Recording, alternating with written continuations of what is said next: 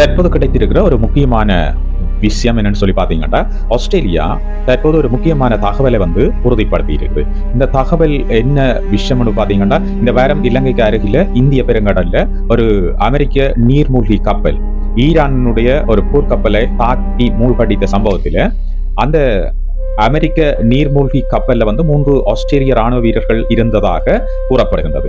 இதனால் ஆஸ்திரேலியாவும் ஈரானுக்கு எதிரான தாக்குதல்கள்ல நேரடியாக இறங்கி இருக்குது என்ற மாதிரியான ஒரு குற்றச்சாட்டு ஈரானினால் முன்வைக்கப்பட்டு கொண்டு இருக்கின்றது.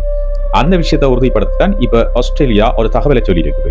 ஆஸ்திரேலிய பிரதமர் ஆண்டனி அல்பனீஸ் இதை உறுதிப்படுத்தி இருக்கிறார். ஆனால் அந்த ஆஸ்திரேலிய வீரர்கள் ஈரானுக்கு எதிரான எந்த தாக்குதலிலும் நேரடியாக கலந்து கொள்ளவில்லை என்று அவர் தெளிவாக இந்த விஷயத்துல சொல்லி இருக்கிறார்.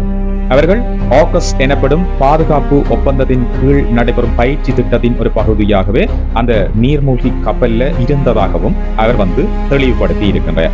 இந்த ஆகஸ் என்றது என்னன்னு பாத்தீங்கன்னா, ஆஸ்திரேலியா, அமெரிக்கா மற்றும் பிரிட்டன் ஆகிய நாடுகளுக்கு இடையிலான ஒரு நீண்டகால பாதுகாப்பு ஒப்பந்தங்கள்ல ஒன்றாக இருக்கின்றது. இந்த அடிப்படையில தான் அந்த ஆஸ்திரேலிய வீரர்களும் அந்த நீர்மூழ்கி கப்பல்ல இருந்திருக்கின்றார்கள் என்று பிரதமர் தெளிவாக இப்ப சொல்லி இருக்கின்றார். கடந்த புதன்கிழமை நடைபெற்ற அந்த டாபிட்டோ தாக்குதல்ல ஐரிஸ் டேனா என்ற ஈரானுடைய கடற்படை கப்பல் முற்றுமுழுதாக மூழ்கடிக்கப்பட்டது. இந்த தாக்குதல்ல பாத்தீங்கன்னா கிட்டத்தட்ட 84 ஈரானிய கடற்படை வீரர்கள் உயிரிழந்ததாக தகவல்கள்ல நாங்கள் அடிக்கடி பார்த்திருக்கிறோம். மேற்கு ஆசியாவிற்கு வெளியே நடைபெற்ற முதல் பெரிய ராணுவ தாக்குதலாக இந்த தாக்குதல் இப்பொழுது பார்க்கப்பட்டு வருகின்றது. இதற்கிடையில இந்திய பெருங்கடலில் சிக்கியிருக்கின்ற இன்னும் ஒரு ஈரானினுடைய கப்பலையும் இலங்கை மீட்கும் பணியில ஈடுபட்டுள்ளதாக இப்பொழுது ஒரு செய்தி வந்திருக்கின்றது. அந்த கப்பலில் இருந்த கிட்டத்தட்ட ஒரு 200க்கு மேற்பட்ட ஈரானிய கடற்படை வீரர்கள் தற்போது கரைக்கு கொண்டு வரப்பட்டு இருக்கின்றனர் என்றும் சொல்லப்பட்டிருக்கிறது. அவர்கள் தென்னிலங்கையில் உள்ள ஒரு மருத்துவமனையில் சிகிச்சை பெற்று வருகின்றனர் என்று தகவல்கள் தெரிவிக்கின்றன. அந்த கப்பலை இலங்கையின் வடகிழக்கு கடற்கரையில் உள்ள திருகோணமலை துறைமுகத்தில் நிறுத்த அனுமதி வழங்கப்படும் என்று தெரிவிக்கப்பட்டிருக்கின்றது. இலங்கையினுடைய ஜனாதிபதி கூறியதாவது, தற்போது அந்த ஈரான் கப்பல் இலங்கையின் கட்டுப்பாடு மற்றும் பாதுகாப்பின் கீழ் உள்ளது என்றும் அவர் சொல்லியிருக்கின்றார். இது தொடர்பாக ஜனாதிபதி மேலும் விளக்கும் போது, மேற்கு ஆசியாவில் நடைபெற்று வரும் இந்த போரில் இலங்கை எந்த ஒரு தரப்பிலும் இல்லை என்று உறுதியாக தெரிவித்திருக்கின்றார். இலங்கை ஒரு நடுநிலை நாடாக இருக்கின்றது. இந்த மோதலில் ஈடுபட்டுள்ள நாடுகள் இலங்கையின் நடுநிலையை மதிப்பார்கள் என்று நான் நம்புகின்றேன் என்று ஜனாதிபதி தெளிவுபடுத்தியிருக்கின்றார். அவர்கள் அதை மதிக்கவில்லை என்றால் சர்வதேச ஒப்பந்தங்களும் விதிமுறைகளும் இருப்பதற்கு அர்த்தமே இருக்காது என்று அவர் கூறினார்.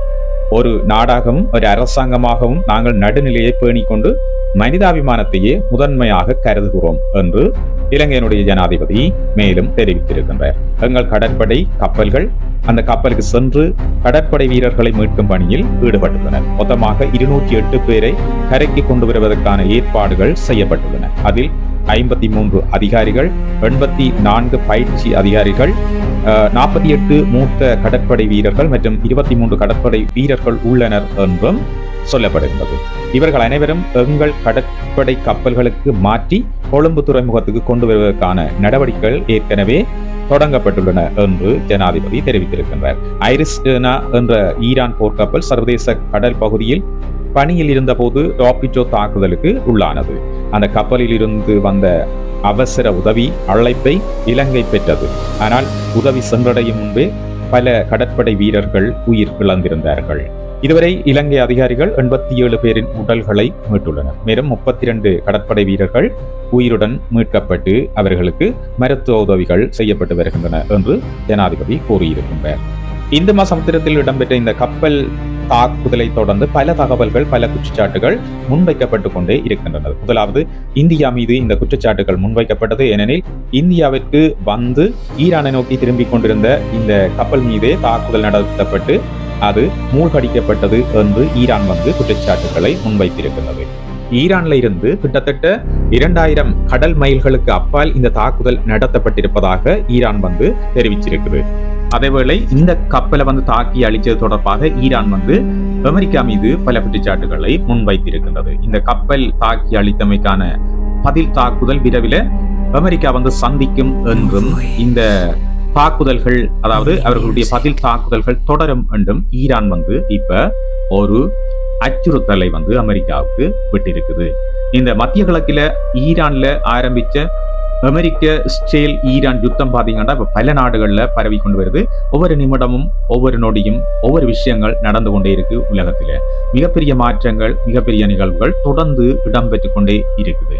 தற்போது நாங்கள் பார்த்தது தற்பொழுது எங்களுக்கு கிடைத்த ஒரு உலக விவரம். மீண்டும் ஒரு புதிய உலக விவரத்தோடு விரைவில் உங்களை சந்திக்கிறேன். இந்த உலக விவரம் உங்களுக்கு பிடிச்சிருந்தா மற்றவர்களோட பகிர்ந்து கொள்ளுங்க. இந்த உலக விவரம் தொடர்பான கருத்துக்களை பதிவிடுங்க. அதோட உலக விவரம் யூடியூப் சேனலை சப்ஸ்கிரைப் செய்து வைத்தீங்கன்னா நான் பதிவிடக்கூடிய எல்லா தகவல்களும் உங்களை உடனடியாக வந்து சேரும். மீண்டும் ஒரு உலக விவரத்தோடு மிக விரைவில் உங்களை சந்திக்கிறேன். வணக்கம்.